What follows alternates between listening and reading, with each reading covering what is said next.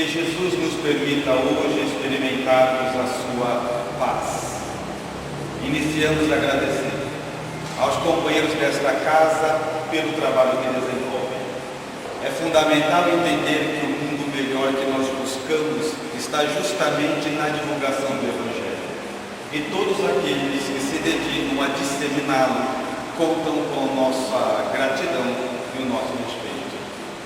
Aos espíritos amigos que nos sustentam e são donos de qualquer mérito que esta reunião possa nos proporcionar. Para falar hoje, vida a dois. E a vida a dois, ela ocupa um espaço fundamental na nossa vida. Mas é verdade, porém, que esse assunto vida a dois, ele não é muito bem aceito entre nós. Porque se existe uma maneira de nós nos libertarmos do compromisso da vida a dois, é fazer o que todo mundo faz. Sempre que alguém vai falar em casamento, sempre alguém também tem uma piada pronta. Perceberam não? É socializar alguém que vai casar, o que você escuta? Vai casar, agora você vai ver o que é bom para nós. Não, agora que você vai ver. E a gente não consegue entender. Porque a união dos seres é um propósito divino, é de cima para baixo, sem contar que nós somos criaturas sociáveis, então não ficamos sozinhos, sempre estamos com alguém. E se isso vai ser uma constante, estudar a vida a dois, a maneira pela qual nós podemos nos relacionar melhor com as pessoas, é de importância capital para uma vida aqui na Terra. Então, quando nos propomos a falar de vida a dois, estudar essa particularidade dos nossos relacionamentos, isso deu origem a mais um dos nossos livros, meu e dela, da Jo. Nós começamos a descobrir coisas interessantes. No início, a ideia era falarmos deles somente através de seminários, tal a complexidade do tema. Não obstante a isso, não são todos os lugares que têm condições de criar seminários, de oferecer seminários, então fizemos de uma maneira resumida pela importância do tema. Porque falar de vida a dois é fundamental. A administração adequada da relação do casal pode fazer com que a sua vida, a minha vida, a nossa vida se torne muito mais agradável ou pode ser um grande transtorno. Isso tudo fica ampliado pela maneira com que nós nos relacionamos com quem divide a vida conosco. Então, para iniciar essa reflexão, algo que sempre acontece quando falamos de casamento, de vida a dois, é aquela sensação de que nós estamos sempre com a pessoa errada. Não é possível. Se todo mundo casa, mas também todo mundo reclama do casamento, eu devo ter escolhido errado. É a maneira mais fácil de equacionar a questão. No entanto, na vida não comporta erros. Nada está errado na vida. Quando olhamos para a nossa vida e o estudo da doutrina espírita comprometido com Allan Kardec ensina de que Deus é soberanamente justo e bom, soberanamente faz com que ele seja no mais alto grau. Desta forma, não há erros na vida. Portanto, a pessoa que está com você, dividindo a vida com você, também nunca é a pessoa errada. No máximo, nos comportamos de maneira errada com a pessoa certa. E quem ensina isso é Allan Kardec. 258 é a questão onde em O Livro dos Espíritos ele estabelece uma pergunta muito interessante. Ele diz: o espírito tem noção daquilo que lhe aguarda na terra? É como se ele perguntasse: antes de nascer, você sabe o que está te esperando? E os espíritos dizem a Allan Kardec: sim, uma vez que é o próprio espírito que escolhe. E isso nos dá um campo muito vasto para o entendimento. E quando falamos que escolhemos a pessoa errada, e alguém diz: não tem como escolher a pessoa errada. Tem sim, é meu livre-arbítrio. E a gente gosta de falar de livre-arbítrio, é ou não é? Porque livre-arbítrio dá a impressão que nós temos liberdade de escolha de todas as coisas, e tem. Essa é a notícia boa. A notícia ruim é que nós, quando reencarnamos, já gastamos quase tudo. Porque é o que os Espíritos dizem, que lá na erraticidade, antes de nascer, nós já temos noção do que nos aguarda na Terra, porque nós escolhemos. Então gastamos o nosso livre-arbítrio antes de reencarnar, deixamos para cá uma pequena porção. E já é uma estratégia dos bons espíritos, porque se deixasse a gente gastar o livre-arbítrio aqui, encarnado, o que a gente ia escolher? As pessoas mais bonitas, as pessoas mais bem postas, os melhores celulares, as melhores maneiras de vida, que seria muitas vezes contrário ao que nós necessitamos passar. Então os Espíritos jogam uma conversa na gente, eles falam assim para a gente lá: olha, você tem livre-arbítrio, mas vamos escolher já. Vamos escolher já, a gente te ajuda a escolher e a gente gasta todo o nosso poder de escolha lá, porque lá a visão é outra. Lá a gente não está pouco interessado se quem vai viver conosco é bonito, é feio, é rico ou não. Os interesses do Espírito são outros.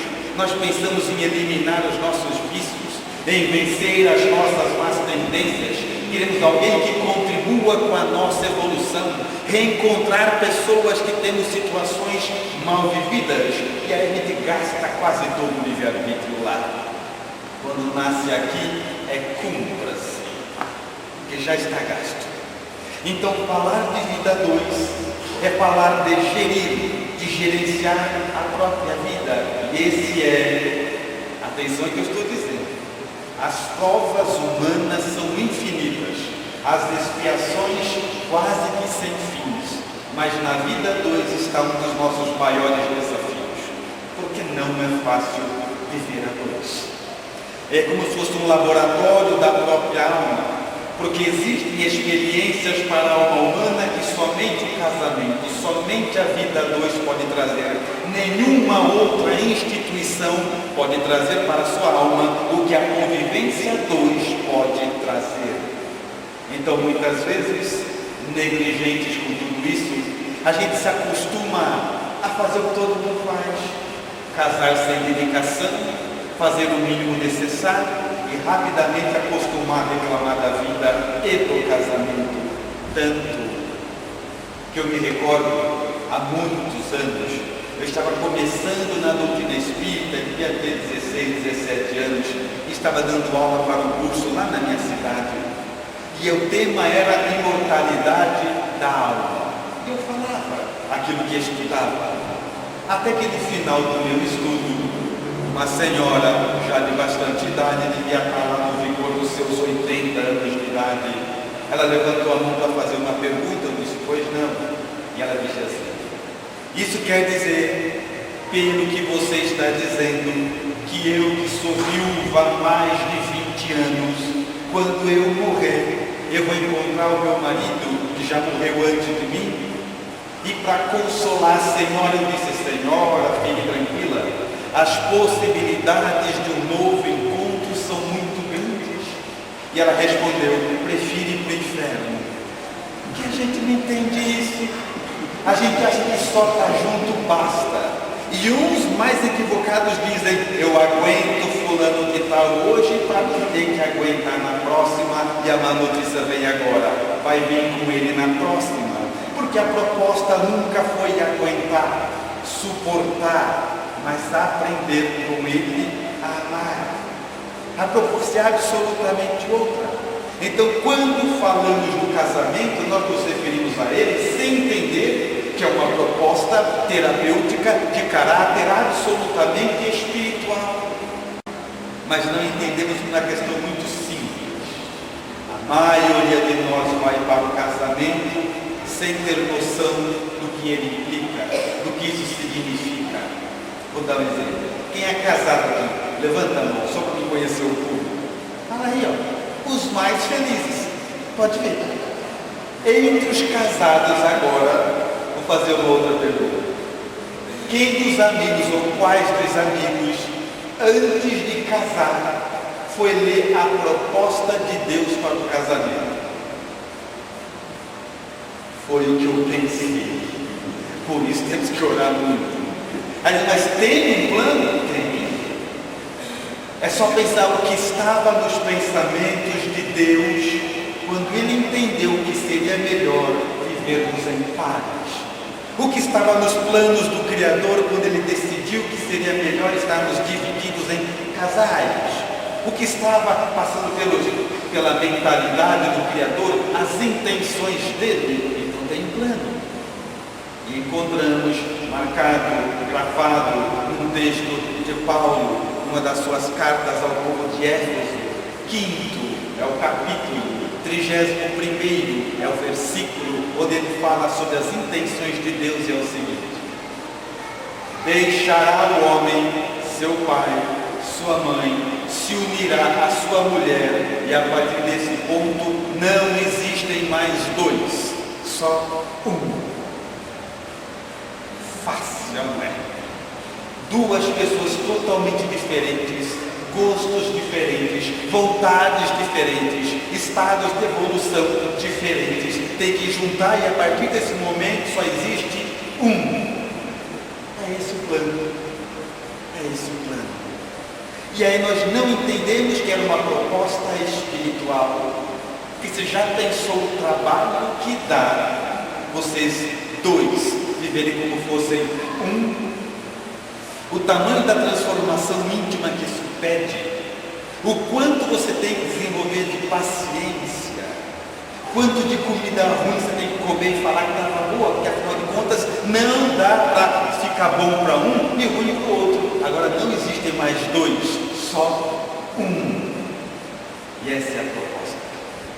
Então, entendendo isso, nós percebemos que as intenções de Deus foi fazer com que vivemos dois, tendo que ser um, e tu fizesse com que cada um que ousa essa empreitada, essa proposta, tivesse que domar as próprias más tendências ou nunca se cumpre o plano. Para viver em paz dentro de casa numa vida dois, isso exige uma grande transformação espiritual, reformar o seu vocabulário, começar a tomar outras posturas a benefício não mais de um, porque não existe um, agora tudo é de dois. E aí você vê o quanto que isso vai contribuir para o seu amadurecimento espiritual. Vou dar um exemplo na prática. As mulheres gostam de muito ir em loja de shopping, já viu isso ou não? Pois é. A hora que ela convidar você para ir para o shopping, você já bate o olho e conta por cima 450 lojas. E já sabe que a intenção dela é ver pelo menos 90%. Aí você entende que agora não existe mais ficar bom para um, só dois. Ela começa a ver as lojas e fala assim: amor, como é bom ver as lojas, né? Vamos ver todas. Porque aí você começa a entrar e entender o jogo. Porque o que o Deus espera é justamente isso, que você molde a si mesmo em benefício do outro. Tanto que eu sempre digo quando alguém me convida para falar em casamento: quer ser feliz? Não casa. Porque essa é uma proposta errada. Sempre que alguém vai para o casamento achando que encontrou alguém para produzir felicidade na vida dele, é claro que vai dar errado. Agora, se você quer casar-se para produzir felicidade na vida do outro, então você entendeu a proposta. Então você molda a si mesmo, ganha mais equilíbrio pessoal, molda suas más tendências, sempre na intenção de produzir felicidade na vida alheia. Aí começou a adequar-se aos planos do Criador. Aí você começa a ter um plano dentro de casa de edificação moral, porque é o único plano que vale. Porque eu estou aqui agora com vocês e amanhã eu já vou embora. Então eu posso enganar vocês fácil sobre quem eu sou. Consigo enganar vocês com relação às minhas intenções. Por que é que eu estou aqui? Mas dentro de casa não. Ninguém consegue esconder o que é o tempo todo dentro de casa. Portanto, lá é o grande laboratório da alma humana. É ali que a sua transformação se opera. Então Deus visualizou tudo isso. Aí vai chegar a vez da senhora, seu marido fala assim: amor, amanhã eu vou pescar, vamos comigo? E você só não entendeu que agora os dois devem ver como um, você vai dizer assim: Amanhã a senhora vai. Chegando lá, visualiza a situação, não entende que graça que ele vê naquilo que é pouco peixe, bastante pernilongo, muito mato e sol. Aí você olha aquilo, lembra da proposta e diz: que bom que nós viemos, né, amor? E é isso. Só que eu convido os amigos a ver o que está acontecendo além das aparências. O que está acontecendo é cada um domando em si a própria alma, renunciando os próprios valores por algo superior, pela construção da paz. Você vai tomando conta de si mesmo. Então esta sempre foi a proposta do Criador. A observação de tudo que isso implica vai abrir os nossos horizontes e começar a ver que o nosso lar, a casa onde nós nascemos, onde nós vivemos, ela é um lugar absolutamente ideal ao nosso crescimento espiritual. Nada é superior ao que nós podemos aprender no convívio com a vida a dois. E é algo tão grande que muitas vezes nós espíritas, a gente quer escapar. Dá tanto trabalho a vida a dois que a gente quer escapar. A gente prefere fazer tudo à nossa volta, menos o que está na proposta de Deus. Vocês não conhecem gente boa, gente legal, gente que ajuda as pessoas, que faz campanha do quilo, campanha do agasalho, campanha do asilo, campanha disso. Já viram não? Gente que ajuda em todo lugar. É o alívio muitas vezes da própria consciência. Mas o que falta compreender é o seguinte, espírita: se você ajudar a matar a fome de todas as crianças carentes do mundo e negligenciar com quem está em casa, errou. Se fizer campanha para salvar quem passa sede no Nordeste, quem passa fome na África, ajudar o mundo inteiro, negligenciar com quem está dentro de casa, errou. E aí nós vamos tendo grandeza, aí nós vamos entendendo a proposta de Deus. Por isso que eu sempre gosto, quando eu encontro as pessoas e a gente vai falar nas conversas informais, e espírita sempre fala de Chico Xavier, sempre fala. A gente fala assim: que bonito Chico Xavier, bonito Chico Xavier, que missão bonita, né? Que missão linda. Divaldo Franco, já foram visitar a casa, uma mansão do caminho? Que missão bonita, né? Que obra, missão bonita. A gente fala deles como se nós também não tivéssemos uma grande, complexa e difícil missão. Quer saber que é a sua missão? Olha para quem está em casa. Muitos podem olhar do lado que está aqui mesmo, mas é essa a missão. Não é menos complexo, não é menos difícil, não vai pedir menos empenho espiritual. Mas Rússio, o que Deus quer com isso? Quer que com o teu esforço você leve até Ele o coração da sua esposa. Com o seu empenho você leve a alma do teu marido até Jesus. E aí, quando entendemos isso, nós paramos até de orar por muitas coisas, né? Porque de repente um dia você percebe que seu marido está, por exemplo, bebendo demais. Aí a senhora vai no centro e depois faz uma oração dizendo: Senhor, faz alguma coisa pelo meu marido. E eu imagino que ele responde: já fiz, mandei você. Que assim, Deus responde às nossas orações através das pessoas. E o marido a mesma coisa: Senhor, minha mulher está isso, ajuda ela em casa. Ele responde: ajudei, mandei você. E aí nós começamos a entender a proposta dos dois serão um. Se a mulher está comendo demais, está ganhando com muito peso, é problema do casal. Amor, nós temos que mudar nossa alimentação. Não tem problema que é só de um depois que casa. Se ele está irritado, bebendo demais, falando palavrão, se está dizendo qualquer problema, casou, é nosso problema, não é mais seu problema. E cada vez mais as intenções de Deus em nos dividir em pares vai ficando mais claras. E é muito legal que eu entenda escapar dessa proposta. Por quê? Espírita, dá a pergunta: quem quer um mundo melhor? Levanta a mão, só para mim ver. Que medo de que muita gente não levantasse. Quer um mundo em obra, presta atenção. Vocês querem um mundo melhor. E aí Deus, antes de você nascer, falou assim: você quer um mundo melhor? Quero, Senhor. Um mundo melhor é todo mundo. Você quer? Claro que eu quero, Senhor. Aí Jesus fala assim: tá bom, então deixa o resto do mundo comigo. Eu vou te dar só um para você cuidar.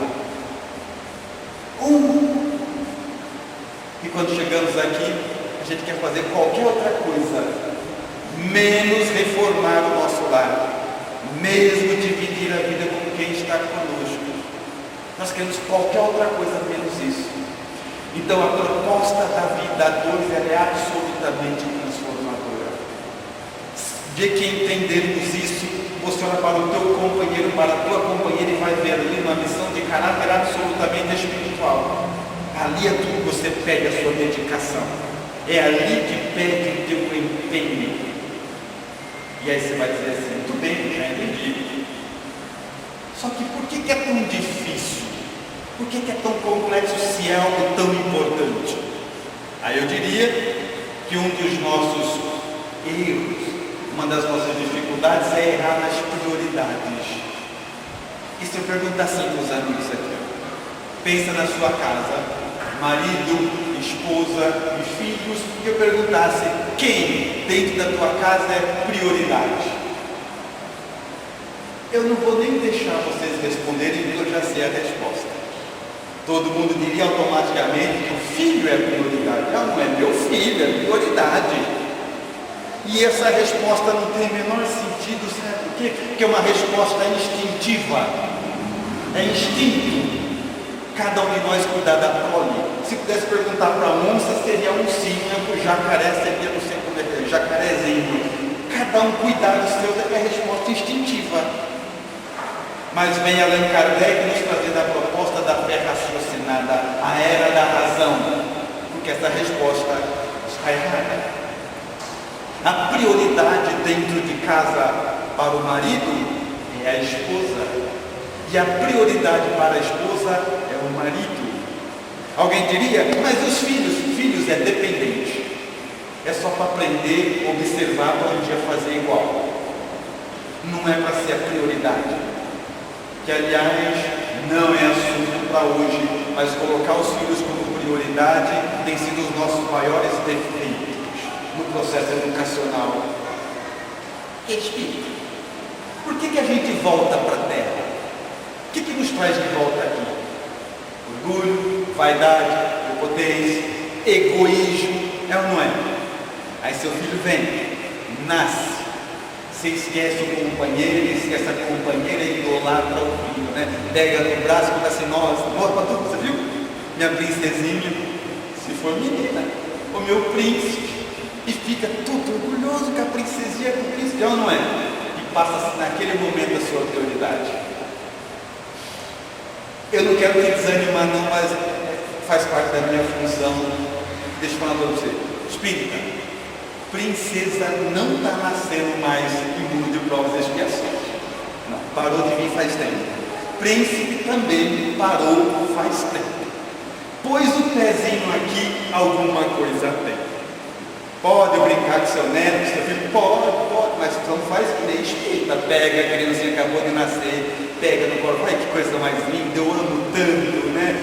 O que você aprontou para voltar para cá, hein? Que assim, isso está mais sério. Então, criança, filho dentro de casa, ele tem que observar o fruto que brota do amor do pai e da mãe e aprender, não é para ser prioridade. E quando eu digo prioridade, eu não estou falando de amar mais e amar menos ninguém, porque são amores diferenciados. Mas a prioridade do marido, tendo ou não filho, é a esposa, e para a esposa é o marido. Quantos casais que nascem filho, 2 filhos, os filhos são a vida do casal, até um dia que eles vão embora, e sabe o que acontece? Não existe mais vida a 2, nunca mais saem juntos, nunca mais tem nada juntos, porque agora a vida é só 2 filhos, e esse é um erro de gestão da vida a 2. Alguém ainda poderia contestar dizendo: Rússio, mas é meu filho. Não sei não, você tem razão. Eu sei. Toda a ideia diferente leva um tempo para ser absorvida, mas eu vou apelar ao seu bom senso. Pensa, espírita, olha como é a realidade da vida. Marido é uma coisa feita para ficar. Esposa é uma coisa feita para ficar. Filho é uma coisa feita para ir embora. Quando o plano dá certo, é o que acontece. Então o filho só observa, vê como o pai trata a mãe, como a mãe trata o pai, e vai aprendendo, porque isso ele vai levar para a casa dele e começar mais uma família. Então a vida a dois é o seu e o meu grande laboratório. É ali que nós devemos experienciar. Está lhe jurando em deixaria a sua contribuição, dizendo assim: os seus filhos não são teus filhos, vieram através de ti, mas não são teus filhos. Em outra oportunidade, filho, pai é arma, filho é flecha. Traga muito para perto de você, para quando você soltar, dizer muito longe. É isso. Então, se nós entendêssemos a estrutura e as intenções de Deus com a vida a dois, faríamos tudo diferente. Depositaríamos o nosso foco em algo diferente. Mas dá para ficar mais complexo ainda. Espírita, você consegue entender dentro da grandiosidade que a vida a dois ela é determinante para a nossa vida, sim ou não? Sim. Sim. E que Deus deve ser prioridade, sim ou não? Sim. Porém, Deus renuncia de ser prioridade na sua vida depois que você casa. Sabe ou não? Está na hora. Primeira carta, Coríntios 7, é o capítulo 32, é o versículo. Lá tem uma mensagem de Paulo para solteiros e casados. Não escapa ninguém. E ele diz o seguinte: solteiros, sua prioridade são as coisas do Senhor. Casados, sua prioridade, cuidar da própria casa e agradar a esposa. Deus sabe. Quando você casa, Ele quer que a sua atenção esteja na sua companheira. Está lá no texto, vai estar. E Ele prossegue, agora com as meninas. Com as meninas. Ele fala assim: solteiras, sua prioridade, as coisas do Senhor para que se torne santa. Casadas, cuidar do marido. Deus renuncia. É como se ele dissesse: até aqui era eu e você, agora o seu exercício de crescimento é esse aí dentro de casa. Eu quero que você dedique atenção aqui, que dedique empenho aqui. Ele abre mão de ser prioridade. Então, se você, no nosso caso, espíritas, larga a companheira comer em casa e vem no centro segunda, terça, quarta, quinta, sexta, sábado, domingo, na melhor das intenções, errou. O nosso trabalho está lá dentro de casa. É ali que você vai gastar tudo que você aprende aqui dentro. É ali que está a sua grande missão de evolução, de crescimento espiritual. Sem entender essa proposta, nós acabamos, mais uma vez, na melhor das intenções, desviando o nosso foco, querendo resolver a vida dos outros, querendo auxiliar as pessoas e tendo problemas infinitos sem atenção dentro de casa. E por que é complexo esse assunto? Porque toca absolutamente nas nossas particularidades. É algo que fala no fundo da nossa própria alma. Por isso é muito mais fácil encontrar a solução para o problema dos outros. É ou não é? Quantas vezes alguém encontra um problema grave, pode ser grave, não interessa a gravidade, ele acabou de falar, você fala assim: bom, sabe o que você deveria fazer? 30 segundos se acha a solução do problema dos outros. O duro é o nosso. Então, toda a ajuda espiritual, as nossas orações, a cumplicidade, o coração a ser ganho para Jesus, está lá dentro de casa. Aquilo é prioridade. Todos os outros, se vier, melhor. Mas o nosso compromisso é ali, aqui está. E aí, nesse momento, nós começamos a refletir sobre isso tudo, para pela uma outra hora, ótica, e perguntando assim, e onde é que o plano começou a dar errado? Porque começa certo, começa ou não começa? Lembra quando vocês estavam namorando, noivado? Lembra como era diferente? Está lembrado ou não? Tem uns que estão forçando a memória que faz tempo. Você, mas lembra como é que era? Andava muito de mão dada, beijava muito mais, abraçava muito mais. Lembra ou não? Nós vamos renunciando a isso. Conforme vai passando o tempo, a falta de manutenção, a gente vai ficando cada vez mais distante. Quer fazer um exemplo? Quem está aqui, que está com marido, esposa, namorado, qualquer coisa, pega na mão, pega na mão. Isso, pega na mão, pega direito. Não solta, segura. Pega na mão. Pegou ou não? Percebeu ou não? Não dói. E aí você fala assim, mas Rose, eu quero um pouquinho, não estou entendendo nada. Eu vim aqui no centro para ouvir uma palestra espírita. E você vem falar de beijar, abraçar e andar de mão dada? Sim. Mas isso é espírita? Que é? Eu nunca me divorcio de Allan Kardec. Vamos para a obra. Livro dos Espíritos. Escala espírita. 101 é a questão. Ele começa a descrever quem nós somos. E ele começa a dizer assim: predominância da matéria sobre o espírito. Ponto. Sabe o que é isso? Predominância da matéria sobre o espírito, ou seja, tudo que acontece na matéria influencia o espírito. Casais que se abraçam mais, beijam mais, andam de mãos dadas. Quando tem que discutir o problema, discute o problema. Casais distantes, quando tem que discutir alguma coisa, duelam, brigam. Porque tudo que acontece com a matéria influencia espíritos com o nosso grau de evolução. Espiritismo. Por isso que no começo anda todo mundo abraçando, de mãos dadas. Casou, esperou um tempo e começa a andar em fila indiana, já viu? Anda o pai na frente, dá uns 3 metros, vem a mãe, dá uns 3 metros. O que combina mais com os dois serem um? Que é a proposta inicial. O que faz mais sentido? Então, absolutamente a ligação material, o afeto, a proximidade, a indicação espírita. Aí eu sei que você está pensando. Eu sei que você está pensando que eu sou médico dos fortes. Eu sei que você está pensando assim, você fala isso, você não sabe o que eu tenho lá em casa. Não, eu sei. Eu sei, claro que eu sei. E sei que tudo que eu estou dizendo é um grande desafio, senão eu ia perder tempo com isso. Que o Evangelho não gasta tempo com nada que é fácil. Se ele indica, é difícil. Pede trabalho.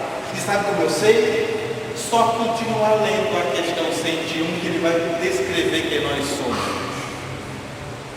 Aí ele fala sobre quem é o seu marido, quem é a sua esposa.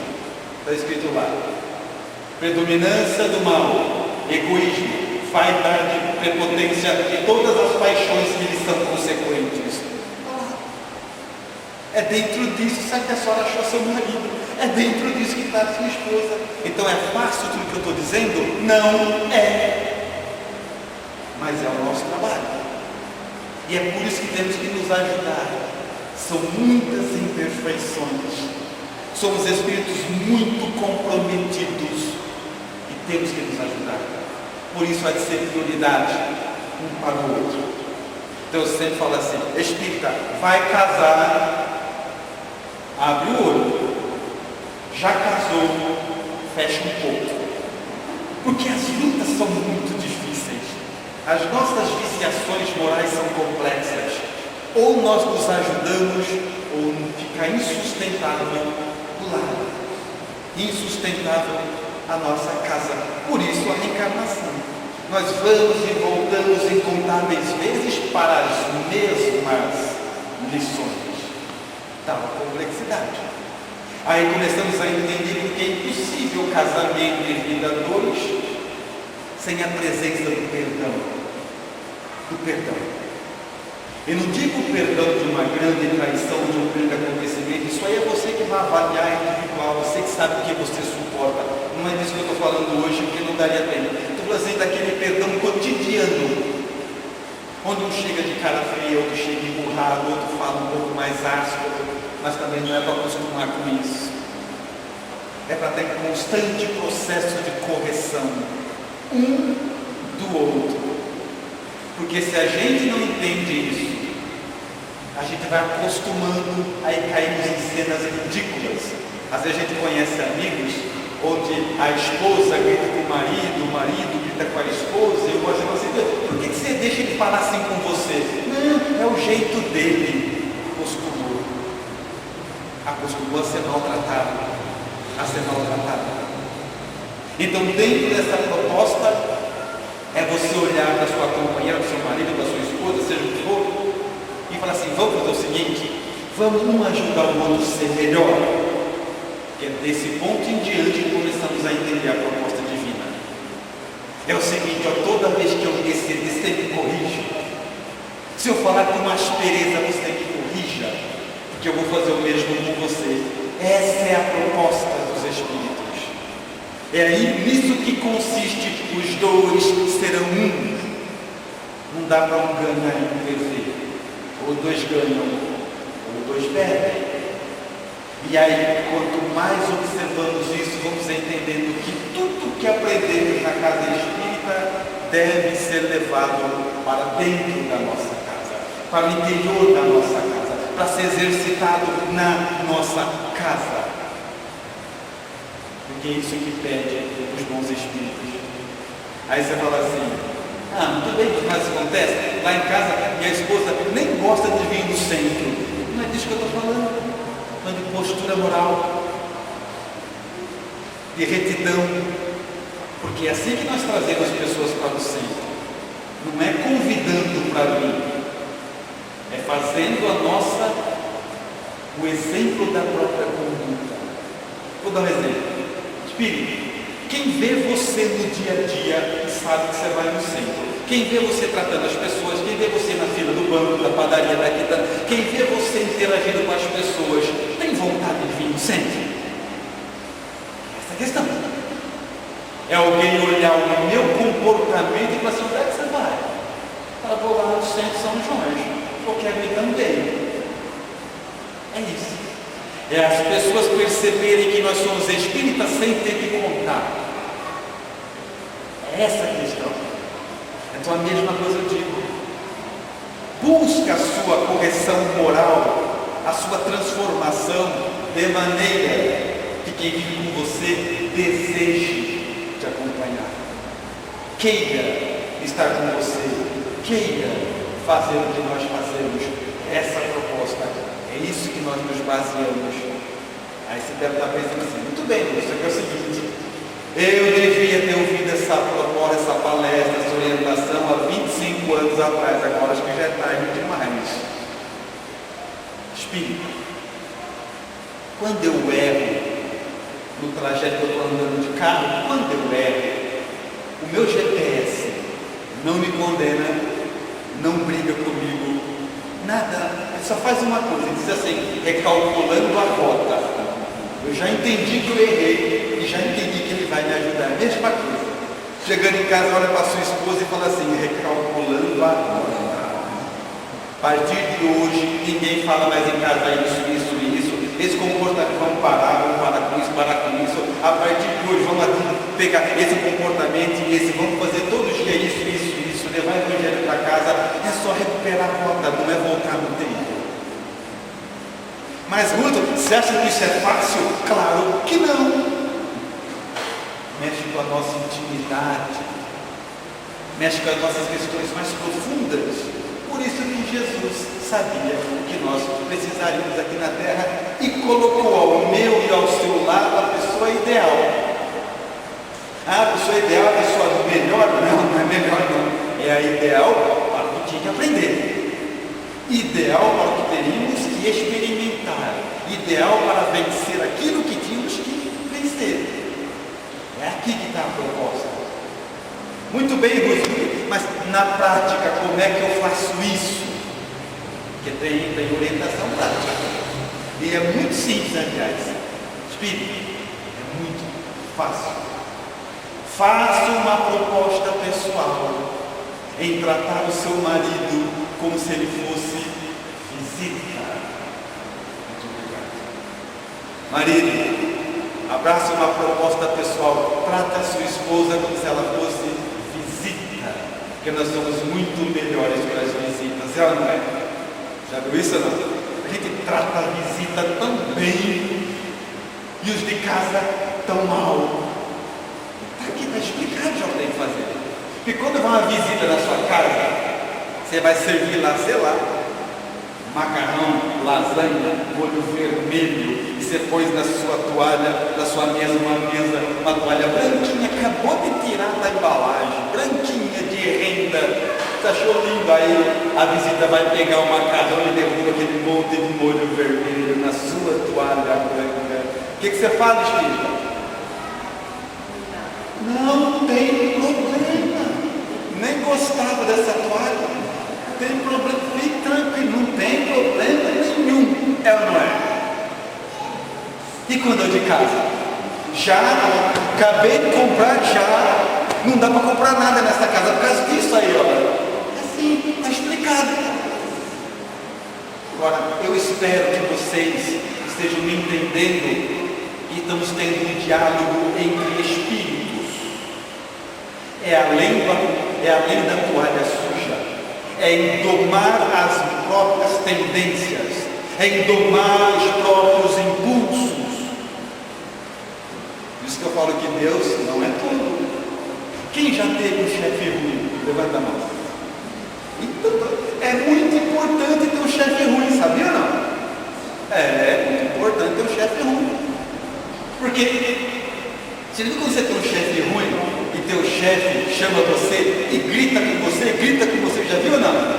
Sabe o que você fala para o seu chefe? Sim, senhor. Gente, isso é muito legal. Nesse momento você aprende. Se quando alguém de fora grita com você e você é capaz de silenciar, significa que dentro de casa, quando as coisas saírem do controle, você também pode silenciar.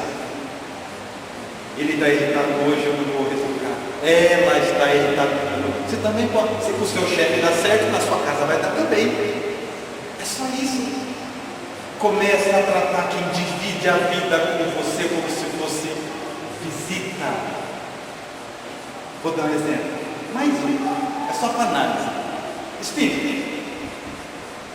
Para onde que você usa as suas melhores roupas? Em casa ou para as visitas? Sensacional, não é? Você pega um short, perdeu elástico, ficou bom para ficar em casa, guarda. Você tem uma casa, furou no joelho, é bom para ficar em casa, guarda. Né? E vai pegando tudo que não tem, como não teve bazar da pechincha, você guarda tudo que ficou ruim, estragado, furado, feio, e guarda em casa. E quando chega a visita, sai todo mundo correndo para se arrumar. Faz sentido, Espírito? É isso. Aí vamos ver o plano de Deus, os dois serem um. Visita não conta no plano de Deus. Aí você guarda um copo de requeijão para usar em casa. Para visita, cristal, né? O prato, aquele prato antigo lá para casa. O prato de porcelana, visita. Tudo errado. Tudo errado. Dá vontade de ser o quê? Separar, divorciar e vir a visita. Porque é muito melhor tratar, não é? É assim. Então você fala assim, nossa, Lúcio, eu não sei como fazer. Sabe? Chega na sua casa e começa a tratar quem está lá como visita. Se ela não veio aqui, ela não vai entender nada, vai achar que está obsessivo. Não tem problema, continua. Aí você chega assim, querida, por gentileza, me passe o sal. Como ser o seu homem. Mas você não desista não, continue, porque a proposta é essa. Às vezes no final da palestra, não tem que falar muito, mas eu venho, meu marido não está nem aí, o que eu faço? Vou exigir que ele mude? Não, agora não. Agora a proposta é outra. Porque a vida 2 começa com a intenção de um. A vida 2, como o Evangelho ensina, começa com a dedicação de um que acorda primeiro. E a proposta é outra. A proposta é o seguinte: eu vou mudar tanto, mas tanto. Eu vou tratar ele com tanto respeito, mas tanta educação, tanta dedicação, tanto empenho, que vai ser impossível ele não notar minha mudança. Depois, cobra dele. Por enquanto é o meu testemunho. Eu vou ser um marido tão bom, uma esposa tão dedicada, com tanto respeito, com tanto empenho. Vou me dedicar tanto que vai ser impossível não perceber que mudei. Depois nós vamos falar dele. Agora que ele vai ter o meu testemunho. Essa foi a proposta.